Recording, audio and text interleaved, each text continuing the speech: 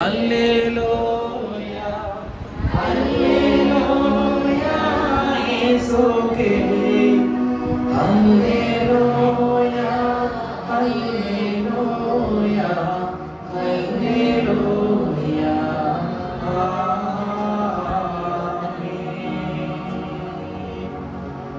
వాక్యం ఇచ్చిన తండ్రికి స్తుతి క్రమాన్ని జరిగించుకుని మన మధ్య నిస్సార్గా జరిగిస్తారు.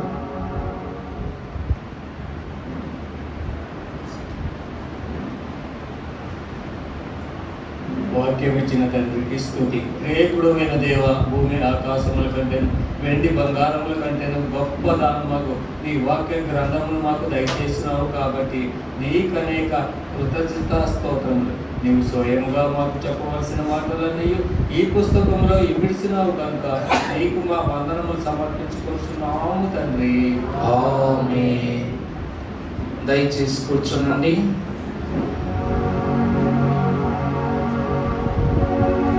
నిందలు అవమానంబులు దూషణ దందరగోళములున్నా నిందలు అవమానంబులు దూషణ దందరగోళములున్నా నిందున దేవుని దూషింపగలడు నిందున దేవుని దూషింపగలడు దూషించెను గదయో శ్రమలు పరమము చేసే మానవుడు శ్రమను పొందగలైన మానవుడేడు కాగలడు. దేవుని యొక్క పరిశుద్ధ వాక్య భాగమును ధ్యానం చేసుకుందాము. కృపోన్నతుడగు ప్రభు తన నామము పేరిట ఈ 12వ దిన సిలువ ధ్యాన మహిమ స్థానములో ఏకీభవించిన మనకు పరలోక వరములను ప్రసిద్ధిగా వింపచేసి దీవించును గాక. ఆమేన్.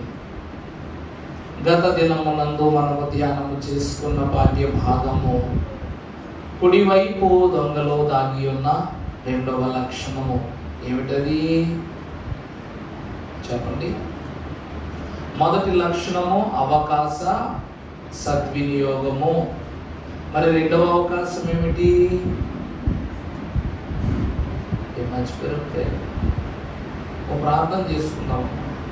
ప్రభువా, ఏనాటికి ఏనాటికి సాలన్నాం, అలాగే ఏనాటి ప్రసంగం కూడా ఆనాటికే సాలనుకుని కూడా మేము ప్రార్థన చేసేసుకుంటున్నాం. ఏంటో బహుశా ఈనాటి ప్రసంగం ఆనాడు ఏమైపోతుంది? గుడి దాటగానే గడి దాటిపోతుంది. చెప్పండి, మరి 2వ దిన ప్రసంగం ఏంటి? ప్రభు అయిన దేవదేవుడు దేని గురించి బోధించాడు? మహాభక్తుడు దొంగ దేని గురించి బోధించాడు? ప్రభువును చూసి తన ప్రవర్తనను సరిచేసుకోవటం. నిన్నంతా దేవుని వైపే చూశారు. చాలా పెద్ద ధ్యానం చేసేవారు అంటమా. ధ్యానం పెట్టకపోతే ప్రాణాలు తోడేస్తారంట మనోళ్ళు. నా ప్రాణాలు తోడారు నిన్న. మరి మనమందరం కలిసి ప్రభు మనస్సును కూడా ప్రభువా ప్రభువా ప్రభువా అని అంతసేపు ధ్యానం చేశాము. అంత ధ్యానములోనూ ధ్యానాంశమే మర్చిపోయాం. మరి ఈరోజు చెప్పిందన్నా గుర్తుండదో లేదు? మీరే కదా పండుగ. చెప్పండి, మొదటి రోజు ఏం జ్ఞాపకం చేసుకున్నాం? 11వ దినం దొంగలో తొలి లక్షణము అవకాశం. మీరు చెప్పకపోతే వాక్యం చెప్తున్నాను, ముఖాముఖిగా చెప్పేస్తున్నాను. మొదటి అవకాశం ఏమిటంట? మొదటి లక్షణం ఏమిటంట? ఉండండి, ఎంతసేపు మౌనంగా ఉంటాను. ఏమంటారు? మీరు ఆలస్యం చేసే కొద్దీ నేను ఆలస్యం చేసేస్తాను. అవతల పక్కన లైవ్ కూడా జరుగుతుంది. మరి వాళ్ళు కూడా వెయిట్ చేస్తున్నారు మీకోసం. చెప్పండి తొందరగా. మొదటి లక్షణం ఏంటి దొంగది? అమ్మా, దేవుడు నేను దీవించును గాక. ఆమేన్. చాలా సంతోషం. ఆ ఒక్కరే వాక్యం విన్నా. 2వ లక్షణం ఈమె కూడా వాక్యం ఉంటుంది. ఇద్దరు ఏంటున్నారు? అయితే ఇద్దరు తల్లులకు ఒక మాట మిగిలిన తల్లులందరికీ యేసు రక్తమే జీవం. పరిశుద్ధమైన సంఘమైన వాళ్ళారా, సిలువ ధ్యానం అంటే పేరుకు వచ్చేది, పేరుకి వెళ్ళిపోయేది అనుకుంటే మాత్రం దయచేసి రావద్దన్నారు భక్తులు. తెలుసా, దయచేసి రావద్దన్నారు. ఈ మాట నేను చెప్తున్న మాట కాదు. ప్రభుదాసయ్య గారు అయితే గడే పెట్టేసి ఇవ్వరా, నేను ఇంకా మంచోడిని, నేను ఇంకా మంచోడినే కదా. దొంగలో ఉన్న లక్షణాన్ని మనము తీసుకోలేకపోతే దొరవలేం, కిరీటం రాదు. దైవజనులు మన ఆత్మీయ తండ్రి గారు ఫాదర్ దేవదాసయ్య గారు అన్నారు, సిలువ ధ్యాన అంతస్తులు ప్రభువు శిరస్సు మీద పెట్టబడిన కిరీటము, ముళ్ళ కిరీటములో ప్రతి ముళ్ళు కూడా ప్రభువును గురించి సాక్ష్యం చెప్తున్నాయంట. కానీ ఎదుట నిలబడిన విశ్వాసి సాక్ష్యము కొరకు మాత్రమే ప్రభు చూస్తున్నారంట. మరి ఎంతటి ఆశాభరితుడై ప్రభు మన వైపు చూస్తున్నారు గమనించండి. అమ్మా ఆకలేస్తుందమ్మా అని పిల్లోడు అడిగినప్పుడు తల్లి అన్నం పెట్టకపోతే పిల్లోడికి ఎంత మనోవేదనో, మన రక్షకుడు, మన ప్రాణదాత అయిన ప్రభు వైపు చూచి కూడా మనము చూడనట్లు ప్రవర్తిస్తే మనకును అంతే శోధన. దేవుని ప్రియబిడ్డలారా, ఈయన 3వ పరిశుద్ధ అంశము దొంగ చేసిన ప్రార్థన. ఏమిటంట? దొంగ చేసిన ప్రార్థన. ప్రార్థనే తెలియనటువంటి సమాజంలో బ్రతుకుచున్న మనము, ప్రార్థన అంతస్తులు సైతము ఎరుగలేనటువంటి స్థితిలో బ్రతుకుచున్న మనము, దేవుని పేరిట ప్రార్థించగలిగే అంతస్తును ఈరోజు మనము సంపాదించుకున్నామంటే ఆనాడు నయానో భయానో ఆనాడు దేవుని యొద్ద నేర్చుకున్న ఎన్నో గొప్ప సంగతులే. దైవజనుడు ఈరోజు మర్మాల మేతను మనకు అనుగ్రహించారు కాబట్టి ఏరిన కొలది సెలయేరులా పారుతూ ఉందట ఆశీర్వాదం. ఇక వాక్యములోనికి మనము వెళ్ళి చూసినట్లయితే పరిశుద్ధ గ్రంథములో నుండి మహాఘనమైన ఆశీర్వాద ధన్యతలు ఆదికాండము 4వ అధ్యాయము 20వ వచనమును దేవుని వాక్యం నుండి చదువుకుందాము. ఆదికాండము 4వ అధ్యాయం 26వ వచనం.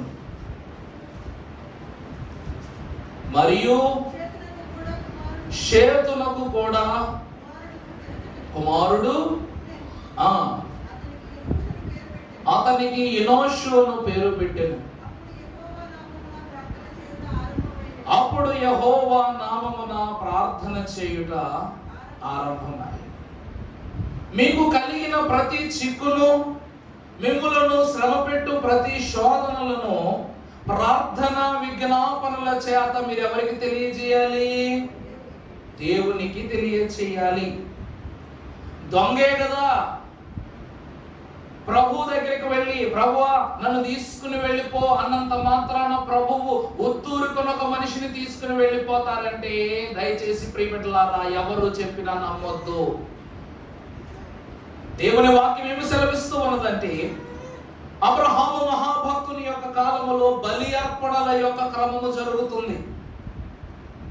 ఆ కాలము 10 జరిగిన తర్వాత భక్తుడకు నోవహు గారు కాలంలో ఏం జరిగింది చెప్పండి? జల ప్రళయము పిదప నోవహు యొక్క కుటుంబీకులు 3 కుమారులైన షేము, హము, యాపేతుల యొక్క అంతస్తును మనము చూచినప్పుడు వీరు అరారాతు పర్వతమునకు దిగిన వెంటనే నీతిమంతుడు అనగా సృష్టి అంతయు వెదకిన నీ వంటి నీతిమంతుడు నాకొక్కడును కానరాలేదు కనుక నోవాహు నువ్వు నీ కుటుంబమును ఏం చేయాలి?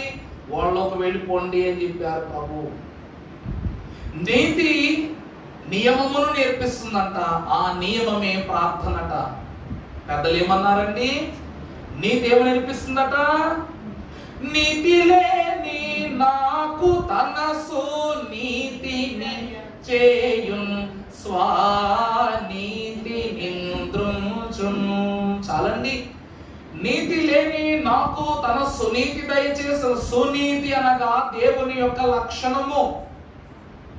యేసుక్రీస్తు ప్రభువారు విశ్వాసులకు దయచేసిన ప్రధానమైన లక్షణం ఏమిటి అనగా నా నామమున నా తండ్రిని ఏది అడిగినా మీరు పొందుకోరా? యేసు ప్రభువారు ఈ లోకం నుంచి వెళ్ళిపోతూ మనకి ఏమిచ్చి వెళ్ళిపోయారయ్యా అంటే ఆయన పేరు ఏమిచ్చి వెళ్ళిపోయారండి? పేరు. ఈరోజు మేము చెప్పుకుంటాముగా, మా తాత కాలంలో గొప్పగా బతికేవాడు, మా తండ్రి కాలంలో గొప్పగా బతికేవాడు. మరి రేపు పొద్దున నీ పిల్లలు కూడా ఏమని చెప్పాలి?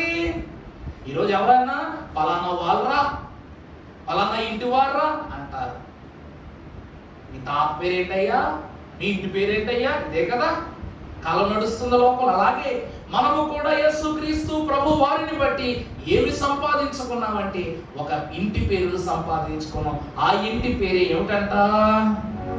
క్రీస్తు నామము దాల్తోమో స్నాన క్రియ జరుగు సమయంబునా, స్నాన క్రియ జరుగు సమయంబునా. క్రీస్తు నామము లేని క్రియలన్నీయు వ్యర్థంబే, వాస్తవంబే ప్రభునకు జన్మ వారసులమౌదామో, జన్మ వారసులమౌదామో.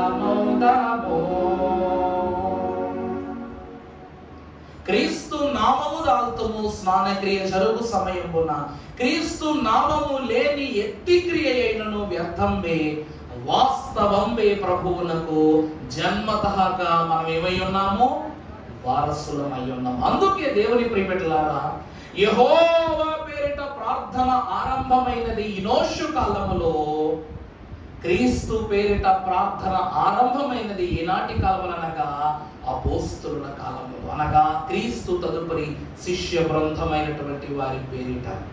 ఆ ప్రార్థనలో ఎంత గొప్ప ప్రార్థన దొంగ చేశాడంటే, ఓ ప్రభువా, నీ రాజ్యముతో వచ్చునప్పుడు నన్ను జ్ఞాపకం చేసు. ఇది ప్రార్థన కాదా? పరలోకమందున్న మా తండ్రి నీ రాజ్యము, పరలోకమందున్న మా తండ్రి నీ నామం పరిశుద్ధపరచబడును కదా. మొదట ప్రభువు నామం ఏమవ్వాలి? పరిశుద్ధపరచబడి. నేనేమని చెప్పాం? యేసు ప్రభు వైపు చూసి తన ప్రవర్తన సరి చేసుకున్నాడంటే ప్రభువు యొక్క ప్రవర్తనకు నచ్చినట్లేగా. ప్రభువు నామమును గణపరిచే ప్రవర్తనలు చూపించినట్లా కాదా? అవునా అండి?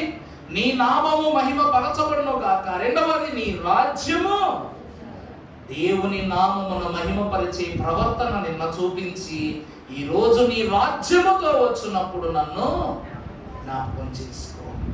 ఇప్పుడు అంటున్నాడు, నీ చిత్తము పరలోకమునందు నెరవేరునట్లు భూమి యందును ఎంత ఆశ్చర్యము.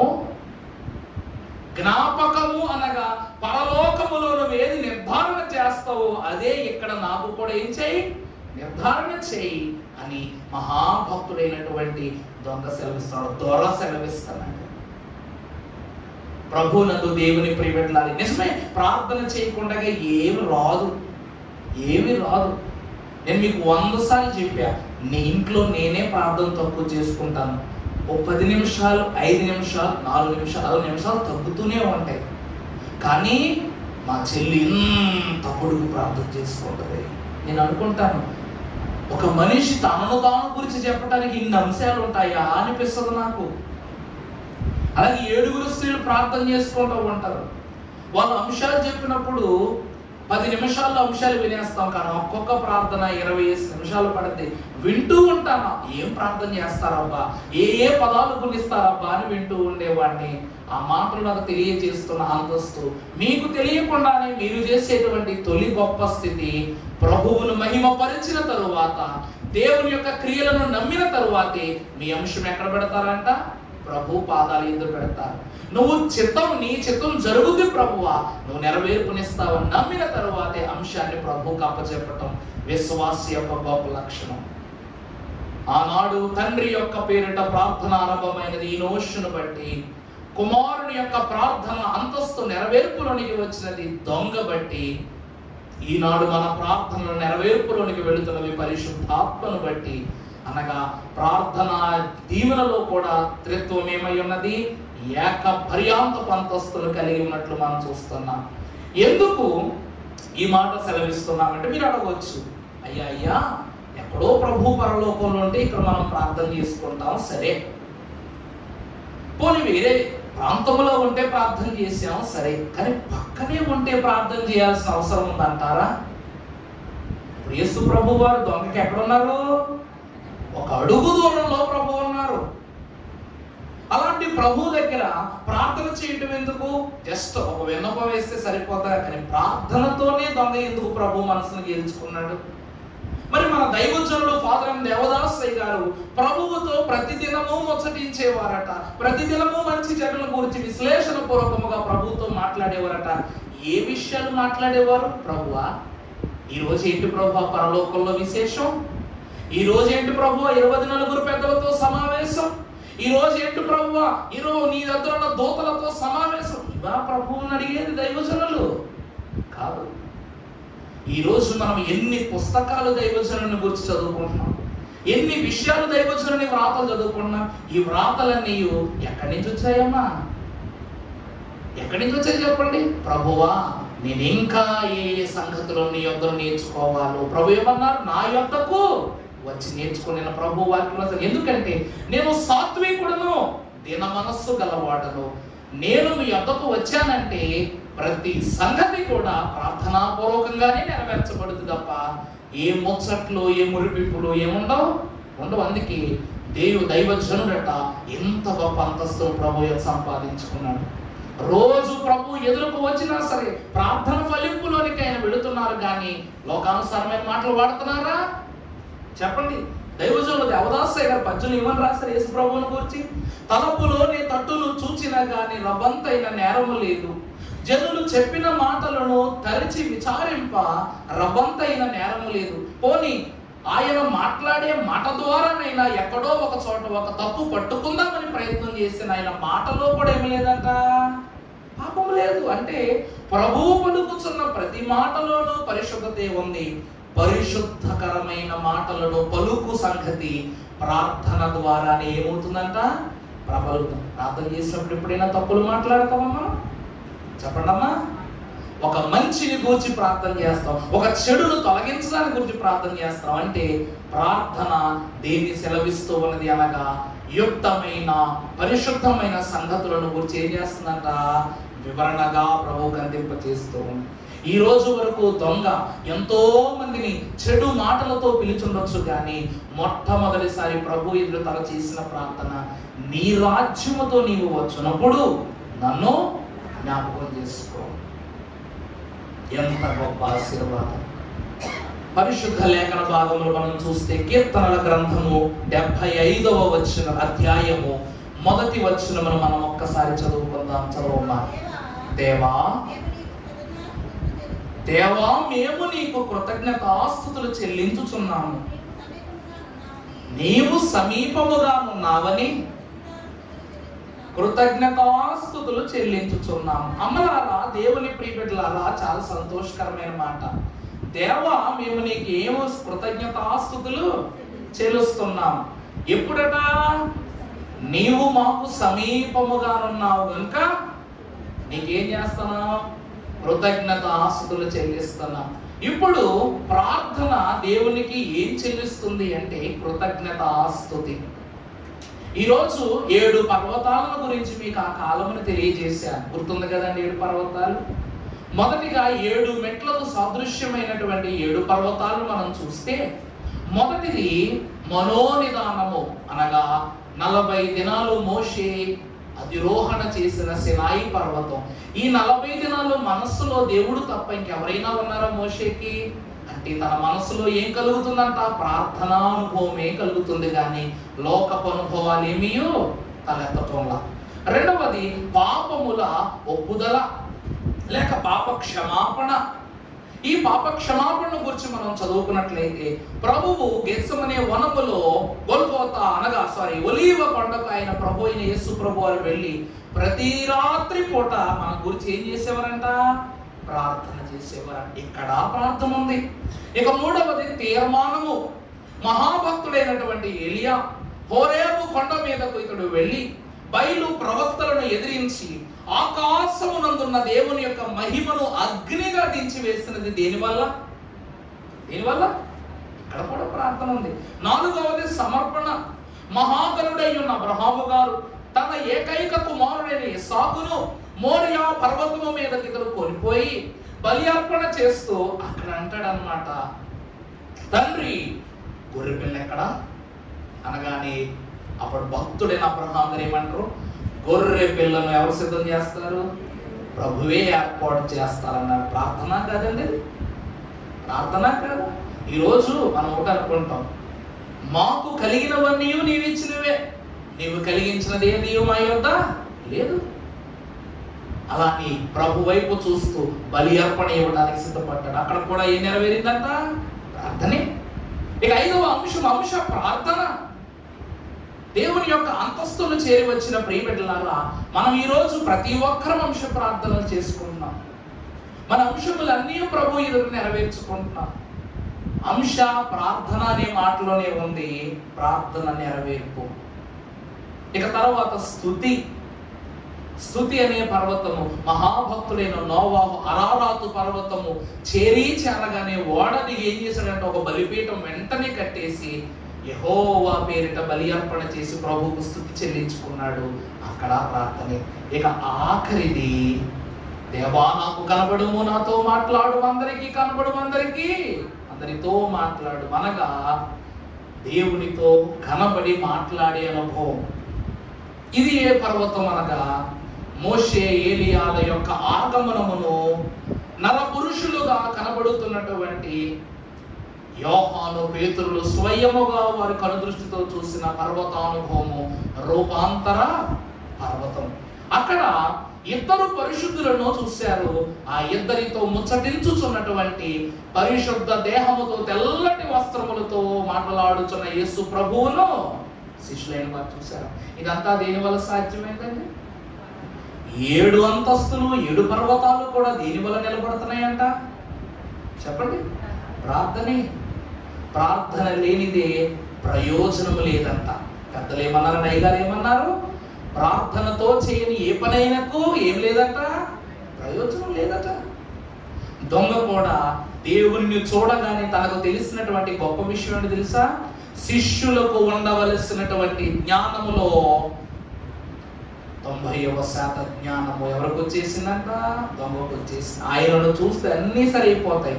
శిష్యులు స్వయముగా ప్రభువుని అడిగిన ఒకే ఒక గొప్ప విషయం, ప్రభువా మేము తండ్రి యొద్ద నుండి మేలులను పొందుకొనవలనన్నా లేక విజ్ఞాపనలను తెలియచేయాలన్నా ఎలా తెలియజేయాలో ఆ ప్రార్థన మాకు నేర్పించు అని ప్రభువుని అడగగానే ప్రభు పరలోక ప్రార్థన నేర్పించారు.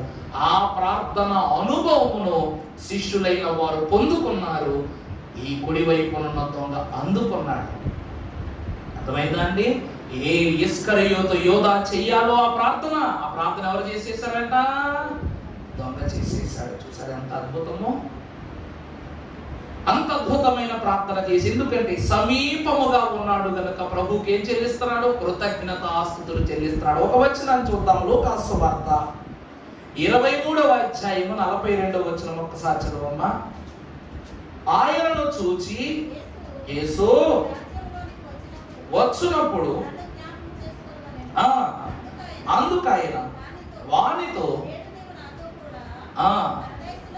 పరదైసులో నీవు ఉందువని నిశ్చయముగా నేను నీతో చెప్పుచున్నాను. ప్రభునందు ప్రియబిడ్డలారా, వెంటనే చూడండి, నీ మనవి వినగానే నీ తండ్రి ఓ కొట్టి నెరవేర్చునంతాయం తెలుసునా. చాలు. నీ మనవి వినగానే నీ తండ్రి ఓ కొట్టి నెరవేర్చునంతయు. ఇక్కడ వరకు చాలా బాగుంది. తర్వాత నీ మతికి నీ తండ్రి నియమంబోలే నీదే నెగ్గనిది రాదా నీ తెలుసునా. ఇది గొప్ప సంగతి. మహాభక్తుడనిపించుకునే గొప్ప సంగతి దొంగకు ఏడు తెలుసా? నువ్వు ప్రభువును అడగవలసిన సంగతి ప్రార్థనాపూర్వకముగానే అడగాలని మతి తలంపును ఎవరు అనుగ్రహించారంట దొంగకి? తండ్రే. చూసారు ఎంత అద్భుతమో? ప్రార్థన అనే పదము కూడా పలుకుట స్పష్టము కాని వారి నోట ప్రార్థనే చేయించిన దేవుని యొక్క తలంపు ఎంత గొప్పది. నీ మతికి నీ తండ్రి నియమంబోలే నీదే నెగ్గనిది రాదా నీ తెలుసునా. ఇరుకు లేదని నీకు తెలుసునా. తర్వాత నీ ఆత్మలో ఈ ఆత్మ తెలుసు. ఇప్పుడు దొంగలో ఎవరు పనిచేస్తున్నారు? ఎవరు ఆత్మ పనిచేస్తుందంట? దేవుని ఆత్మ. చూసారా ఎంత ఆశ్చర్యమో! ప్రతి ఒక్క లక్షణము పాఠమే, ప్రతి ఒక్క పదము పాఠమే. పుట్టుకతో దొంగైనంత మాత్రాన దొరకాడని ఏముంది చెప్పండి? చెప్పులు కొట్టే అబ్రహాము లింకన్ గారు మహానుభావుడు, అమెరికా అధ్యక్షుడు. ఆయన ఎవరండి? అమెరికా అధ్యక్షుడు. అమెరికా అంటే ఎంత గొప్ప దేశం ఈ రోజులో. ఈ రోజుకి అలాంటి అబ్రహాము లింకన్ వంటి మహా గొప్ప అధ్యక్షుడు ఇంకెవ్వరూ పుట్టలేదంట. అంత గొప్పవాడట. చెప్పులు కుట్టుకునే స్థితి నుండి అధ్యక్షత, అనగా ప్రపంచ దేశములలోనే రిచెస్ట్, అమెరికాని ఏమంటారు తెలుసా? The happening place in India on the world అంటారు అన్నమాట. అంటే ఇది ఎప్పుడైతే జీవకోటికి మొత్తం ప్రపంచానికి అమెరికా దేశం ఏమై ఉన్నదంట తెలుసా? జీవనాడి అయి ఉన్నదంట. అమెరికా తన పనితనాన్ని ఆపేస్తే మిగిలిన దేశాలకు పని ఆగిపోతుందంట. అంత గొప్ప దేశం కాబట్టి ఒకప్పుడు ఆ దేశము కూడా మరుగులు పడిపోయిన దేశమే. అదొక దీవి. అమెరికా అంటే ఏంటండి? దీవి. మహా గొప్పవాడైనటువంటి కొలంబస్ ఏం చేశాడు తెలుసా? ఆనాడు పడవలు పట్టుకుని, చిన్న చిన్న తెప్పలు పట్టుకుని, నావలు పట్టుకుని ఆ దేశాలు ఈ దేశాలు దాటుతూ ఎంతో మంది ప్రయత్నం చేశారు. అమెరికాను కనుగొనలేకపోయారు. చివరికి కనుగొన్న వ్యక్తి ఎవరంట? కొలంబస్. విన్నారా ఈ పేరు ఎప్పుడైనా? మార్క్ కొలంబస్ అంటారు ఆయన. ఆయన కనుగొన్నాడు. అమెరికా దేశం ఒక దీవిలా ఉన్నది. ఈ రోజు ప్రపంచ దేశాలలో అధ్యక్షత విధానమును నెరవేర్చుచున్నటువంటి గొప్ప సంస్థ విధానముల యాజమాన్యం అంతా ప్రభుత్వం చేస్తున్నది అమెరికా దేశమే. ఈరోజు ప్రతి పిల్లవాడిని చదివిస్తున్నప్పుడు మనం ఏమంటాం? వీడు ఇంజనీర్ అయిపోవాలి, అమెరికా వెళ్ళిపోవాలి, ఇంజనీర్ అయిపోవాలి, అమెరికా అయిపోవాలి, డాక్టర్ అయిపోవాలి, అమెరికా వెళ్ళిపోవాలి. ఇదే కదండి గొడవంతనా? అవుతుందా? విదేశంలో ఎన్నో దేశాలు ఉన్నాయి ప్రపంచంలో, కానీ మనకు కనబడే దేశం ఏది? అమెరికాయే. అలాగని దేవుని వాక్యం ఏమి సెలవిస్తూ ఉన్నదంటే, నీకు లోకములో ఎన్నో దారులు కనబడినప్పటికీ సరైన సమయములో తండ్రి నీకు ఇచ్చిన జ్ఞానము చేత కనబడవలసిన మనస్సాక్షి చెప్పే పేరు ఏమిటనగా యేసు క్రీస్తు ప్రభువు. ఆయన ఏమై ఉన్నారు? రక్షణకర్త అయి ఉన్నారు. పెద్దోళ్ళు అంటారు, చంకలో పిల్లి పెట్టుకుని ఊరంతా వెతుకుతామని. ఈరోజు అదృష్టము అవకాశము దొంగకి ఎక్కడి నుంచి వచ్చిందంట? తను అడగకుండానే తన పక్కకు వచ్చి తన పక్కనే సిలువ వేయబడింది. వదులుకుంటాడు అవకాశాన్ని, చేజార్చుకున్నాడు అవకాశాన్ని. దేవుని ప్రియబిడ్డలారా, ఒక్క మాట గొప్పగా గమనించండి. గొర్రెల చర్మము ధరించుకున్న తోడేళ్లను కనిపెట్టుట ఎంత ప్రాముఖ్యమైన సంగతో, నీ పక్కనకు వచ్చిన ప్రభువును కూడా నువ్వు గుర్తించుట అంతే ప్రత్యేకమైన సంగతి. నువ్వు సాతానును కనిపెట్టడం మాత్రమే నీ పని కాదు, నీ ప్రభువును కూడా నువ్వేం చేస్తుండాలి? కనిపెడుతూనే ఉండాలి. దేవుడు 2 కళ్ళు ఎందుకు ఇస్తాడు తెలుసా మనిషికి? ఎందుకు ఇస్తాడు? ఈ కన్ను పైన ఈ కన్నుతో కనబడద్ది, కానీ సంపూర్ణంగా కనబడద్దా? కనబడదు. ఈ 2 కళ్ళు ఏకమైతేనే నువ్వు కావాలనుకున్న దృశ్యమును తిన్నగా చూడగలవు. అలాగే ప్రభువు కూడా ఏం సెలవిస్తున్నారంట? నీ ఆత్మీయ తలంపులతో, ఆత్మీయ నేత్రములతో ఎప్పుడైతే ప్రభువును ఆశగా చూస్తావో ఆ దేవుని కనబడతారు. అప్పుడు నువ్వు ఎవరి కొరకు ప్రార్థిస్తున్నావో, ఏమని ప్రార్థిస్తున్నావో ప్రభు వాక్యంలో నీకు నెరవేర్పొస్తుంది. ఒక మాట చూద్దాం. కీర్తనల గ్రంథము 145వ అధ్యాయము 18వ వచనం ఒక్కసారి చదువమ్మా. కీర్తన 145:18. తనకు మొర్ర పెట్టు వారికి వారందరికీ.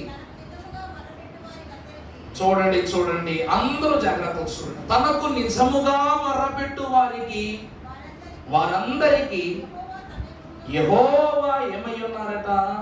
సమీపముగా ఉన్నారు. భయభక్తులు కలవారికి ఆయన నెరవేర్చిన వాక్యం ఏమి సెలవిస్తుందంట? ఎవరైతే యెహోవాకు నిజముగా మొర్ర పెడతారో అలాంటి వారికి ప్రభు ఎక్కడుంటారంట? సమీపముగా ఉంటారు. అందుకే నీ మనవి వినగానే వెంటనే ఊ అనేంత దగ్గరగా ఉన్నారంట ప్రభు. అర్థమైందా? ఇలా అంటాం, అక్క తమ్ముడు అన్నయ్య అని ఎప్పుడు అంటాం? పక్కన ఉన్నప్పుడే కదండి పదాలన్నీ బయటకు. అనే పదం ఎప్పుడు అంటాం? పక్కన ఉన్నప్పుడు. అలాగే మన ప్రభు కూడా మన విజ్ఞాపన వినగానే ఏమంటున్నారంట? వెంటనే స్పందిస్తున్నారంట. ఈ స్పందన వల్ల మహాభక్తునిగా ఉన్నటువంటి ఏర్పాటు చేయబడినటువంటి ఆ దొంగ ప్రభు మనవిలోనికి, ప్రభు చేసిన విజ్ఞాపన అంతస్తులోని కదా ప్రవేశించాడు. ప్రభు ఏమి చేశాడంట? నేడు నీవు నాతో పరదేశంలో. ప్రార్థన ఎంత ప్రత్యేకమో చూడండి. దైవజనులు దేవదాసయ్య గారు ఆయన చిన్న వయసులో చేసిన ప్రార్థన ఈ రోజుకి ఎవరికి చెప్పినా ఆశ్చర్యమే. ప్రభువా, 33 సంవత్సరాలు ఉన్నావు భూమి మీద, అంటే యవ్వనస్తుని వయసు వరకు. నా వయసు ఇప్పుడు ఎంత? 8 సంవత్సరాలు. చిన్న పిల్లోడు నేను. నువ్వు ఖచ్చితంగా 8 ఏళ్ల వయసు పిల్లోడుగా జీవించుంటావు కదా. నాకు కూడా నీ వయస్సులో నువ్వు ఎలా ఉన్నావో నేను కూడా అలాగే నన్ను ఉండనివ్వు అన్నారంట. అది పెద్ద ప్రార్థన అండి, పెద్ద ప్రార్థన. ప్రార్థన చిన్నదే గాని అందులో ఉన్న భావము మాత్రము మానవ జ్ఞానమునకు అందరిది. ప్రభువా, నువ్వు ఇదే 8 ఏళ్ల వయసులో ఎలా ఉండేవాడువో నన్ను కూడా అలాగే ఉండనివ్వు అంటే చిన్న ప్రార్థన అది. మిషనరీ అధికారులు ఆశ్చర్యపోయి కళ్ళు తేలేసి చూస్తున్నారండి. ఎక్కడిది బాబు ఇంత జ్ఞానం నీకని అడిగే అంత అద్భుతకరమైన ప్రార్థన మన తండ్రి గారు చిన్ననాటి కాలంలో చేశారట. అలాగే దొంగ కూడా ప్రభువును ఒకటి అడిగాడు, నువ్వు నీ రాజ్యముతో వచ్చినప్పుడు. ఆయన అడిగింది ఇప్పుడే నన్ను తీసుకెళ్ళని అడగట్లా. ఈ సమయంలో నేను వెళ్ళిపోతా ప్రభువా, నీ మరణ దినంలో వచ్చేసి నువ్వు వెళ్ళిపోతావేమో, నన్ను మాత్రం తీసుకుని వెళ్ళిపో, మర్చిపోబాకో అడగట్లా. నీ రాజ్యముతో నువ్వు 10 సంవత్సరాలకు వస్తావా, 10 తరాల తర్వాత వస్తావా, ఎప్పుడైనా రా, కానీ రాజ్యముతో నువ్వు వచ్చినప్పుడు మాత్రం తప్పకుండా నన్ను జ్ఞాపకం చేసుకో ప్రభువా. ఎప్పుడో అంతస్తుల గురించి మాట్లాడగానే ఇప్పుడే భాగ్యాన్ని పొందుకున్న మహాభక్తుడు దొంగ. ప్రార్థన ఎంత దూరంలో ఉన్నదాన్ని అయినా తీసుకొచ్చి కాళ్ళ దగ్గర పడేస్తుందంట. హిజ్కియా ఆయుష్ కాలాన్ని మార్చింది ప్రార్థన కాదా? ఏమండి, హిజ్కియా అంతస్తును మార్చింది ప్రార్థన కాదా? గొలియాతు పైన జయమిచ్చింది ప్రార్థన కాదా? అబ్రహాము మహాభక్తునికి అంత శ్వాసనిచ్చింది ప్రార్థన కాదా? లోతు కుటుంబాన్ని సొదొమ గొమొర్రాని తప్పించింది ప్రార్థన కాదా? సంసోను ఎంత బలాఢ్యుడై ఉన్నప్పటికీ ఆఖరి క్షణమున మొత్తము కోట గోడలను నునిమిత్తము చేసి వేసినది ఒక చిన్న ప్రార్థన వలన కాదా? ఎరికో పట్టణపు గోడలన్నీ పిండి మాదిరి కూలిపోయింది ప్రార్థన వల్ల కాదా? ఇంతమంది ప్రార్థనలు ఎంత గొప్ప కార్యాలు చేసినప్పుడు నీ ప్రార్థనని ఎందుకు కార్యం చేయదంటారా? అయ్యగారు నాకు నిప్పండి, నాకు బాధండి, నాకు శ్రమండి, అయ్యగారు ఏం చేస్తారు? అయ్యగారు ఏం చేస్తారు? అమ్మా ప్రభువే చూసుకుంటారని చెప్తారు తప్ప అయ్యగారు ఏం చేస్తారు? నాకు రాదా నొప్పి, నాకు లేవా దెబ్బలు, నేను తిననా దెబ్బలు, నాకు కలగవా శ్రమలు. అందరూ మాట్లాడతారు. ఏం తెలుసా? అయ్యగారులకు 2 శ్రమ కాబట్టి దేవుని కూడా 2 అనుకున్నారా? కాపరికి ఉన్న గొప్ప లక్షణం ఏమిటో తెలుసా? తన గొర్రెలను ప్రభువుకు సరైన లెక్కగా అప్పచెప్పితే ఆ గొర్రెల ఆశీర్వాదములో భాగాన్ని ఇస్తాడు దేవుడు. దేవుడు ఏమిస్తాడంటండి? ఆ గొర్రెల ఆశీర్వాద భాగాన్ని ఇస్తాడు తప్ప మాకు సింహాసనాలు ఏంటి అవేమీ ఉండవు. ప్రభువుతో ఒక క్షణము గడుపుట 1000 దినములంత శ్రేష్టమనే మాట ఎంత నిజమో ఆ దినములో మిమ్మల్ని గడిపింప చేయుట కూడా మా పని. ఈరోజు ఆకులో ఉన్న అన్నాన్ని నోటికి చేరుస్తుంది కదా అని చేతికి పూజ చేయలేం కదా. చేతమా పూజ? ఆకులో ఉన్న అన్నాన్ని విశ్వాసి అనే నోటికి అందించి తృప్తిపరుస్తున్నందుకు చేతికి రోజు దండ పెడతామా? దీని పని చేయాలంటే దేవుడు ఎందుకు సృజించడాలో తెలియాలి. అలాగే యాజకుడు కూడా ఏం చేయాలంట? తన కార్యమును నిర్వర్తిస్తూనే ఉండాలి. దేవుని ప్రియమిత్రులారా, దొంగ మాదిరి మనస్సు కలిగి ఉన్నాడు. ఎందుకో తెలుసా? దొంగకు ఏ యాజకుడు బోధ చేయలేదు, ఏ ధర్మశాస్త్రం అతను చదవలేదు, యేసు ప్రభు వారి ఏ బోధ ఆయన వినలేదు. కొల్ల సొమ్ము. ఎంతకు మించి ఇంకా చెప్పాలంటే బరబ్బలాగా నీ గురించి చాలా విన్నాను నేను, నాతో చేతులు కలుపు, మనమిద్దరం దేశాన్ని మొత్తం ఏం చేద్దాం, మన కైవసం చేసుకుందామని బరబ్బా మాట్లాడినంత సేపు కూడా ఈ కుడి వైపుతో మాట్లాడలేదంట. ప్రభువును చూడగా అన్నీ బోధపడిందంటే ప్రార్థనకు అంత బలం ఉంది. నువ్వెవరో తెలియని వ్యక్తి కోసం ప్రార్థన చేస్తున్నావు, నువ్వు ప్రార్థన నమ్ముతున్నావు, కానీ ఆ వ్యక్తి ఎవరైతే నీకెందుకు? అంతే కదమ్మా. ప్రార్థన మాత్రమే నెరవేర్పునిస్తుందన్న ఎవరైనా ప్రార్థన చేస్తున్నావు, ఆ మనిషి బాగున్నప్పుడు ఏదో ఒక దినాన్ని నువ్వు సాక్ష్యం వెనక మానవు. దేవుని వాక్యం సెలవిస్తున్న వాళ్ళ దైవజనుడు అవును నిత్యము మన కొరకు చేస్తున్నది ప్రార్థనే. యేసు ప్రభు వారు ఈ దినము వరకు మన కొరకు చేస్తున్నది పరదైసులో విజ్ఞాపనే. మన పితరులు కూడా ఊరికనే ఉంటారా? అయ్యగారు ఏమని రాశారు? పరలోకంబున పరిశుద్ధులుని కొరకై ప్రార్థన నిరతము చేయగా అలమరయేలను మురియుచుండుము, గురిదరి లేనట్లు విలువగనేనా ధరణిలో నవారు ఓడని వలె మరి కష్టంబులొందినేని తరుణమందు ప్రార్థించు ప్రార్థనలు తొరలించి నీ పైకి కీడు రాగలదా? భయపడరాదు క్రీస్తు విశ్వాసి, భయపడి దిగులు పడరాదు సుమి. ఎంత ఆశ్చర్యం! పరలోకములో పరిశుద్ధులు చేసే పని కూడా, పరలోకం వచ్చాము కదా అని వాళ్ళు ఏమైపోరంట? అమ్మయ్యా వచ్చేసాయి, మనకు పనే లేదనుకున్నట్టుంటారా? వాళ్ళకి అక్కడ కూడా పని ఉంది, ప్రార్థనా పని. శక్తికి మించిన శక్తి, గట్టిగా చెప్పాలి, ప్రార్థనా శక్తి. అదే నీ ఆసక్తి అయితే అదే నీ శక్తి అవుద్ది. నీ భక్తే నీ శక్తికి, నీ ఆసక్తికి మూలము, ఆధారము గనుక దొంగ చేసిన చిన్ని విజ్ఞాపన క్షణకాలములో తన భవిష్యత్తునే మార్చేసింది. ఇన్ని ప్రార్థనలు చేయుచున్నా కఠోర నిష్ట ప్రభావిత ఆశీర్వాద భాగ్యములో చేరి సాగుతున్న వాళ్ళారా, దివ్య దేవుని యొక్క పద సముఖ ఆశీర్వాద భాగ్యము తండ్రి మనకు సదా దయచేయును గాక. ఆమేన్. ధ్యానము జరిగించుకుందాము.